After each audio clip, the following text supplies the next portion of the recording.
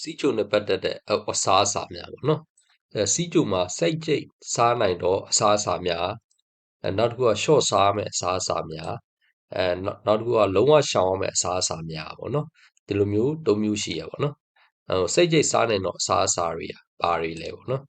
တကြားတက်ခေါ်ကစီတက်အလွန်နဲတဲ့အစားအစာတွေပေါ့နော်ဒါတွေကတော့စိတ်ကြိတ်စားလို့ရတယ်ပေါ့နော်ဒီထဲမှာဟင်းသီးရွက်အမျိုးမျိုးကစွန်းရွက်တင်မောရွက်တွေပါမယ်ခန်းဒီခန်းချင်ဒီပူဒီပါမယ်ယုံပေဒီတက်တနွန်ဒီရှောက်ဒီပါမယ်ဘောရခါဒီတံမြဒီကြောင်ရှာဒီတွေပါမယ်ဘူးညွတ်ချင်မောင်ရွက်ဆက်လက်ရွက်တွေပါမယ်ကော်ဖီထုတ်ကော်ဖီပန်ညင်းခွာရွက်တွေပါမယ်ရဲယူရွက်ပဲပင်ပေါက်မုံလာဥတွေပါမယ်မုံညင်းနနံပင်ရှမ်းနနံတွေပါမယ်ဟင်းနုနယ်မြုပ်တီကျက်တွန်ဖြူ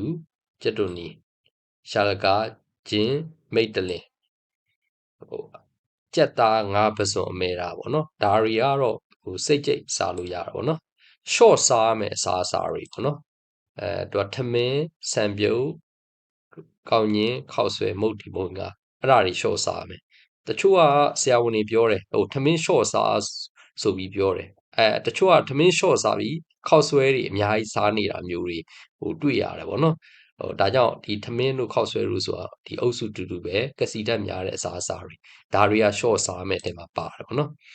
ချက်ပါတီနံများပလာတာအတူတူပဲနော်အီကြကွေးဘီစကွတ်ထက်တရာဒါတွေလည်း short စားမယ်တဲ့မှာပါတယ်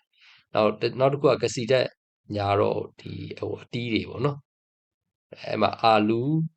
ပြောင်းမှုတွေကစွန်းရွှေဖြုံဒီပိတ်ဥပေါ့နော်ဒါတွေလည်း short စားမယ်တဲ့မှာပါတယ်လုံးဝရှောင်မဲ့အစားအစာတွေပေါ့တကြားဂလူကိုကျန်တကယူမျိုးမျိုးချောကလက်ထန်လက်ပူတင် ice cream ကိတ်မုတ်အချို့ပါတော့စီဘူးအချို့ရီဝိုင်းဘီလက်ရီပေါ့နော်ဒါတွေကလုံးဝရှောင်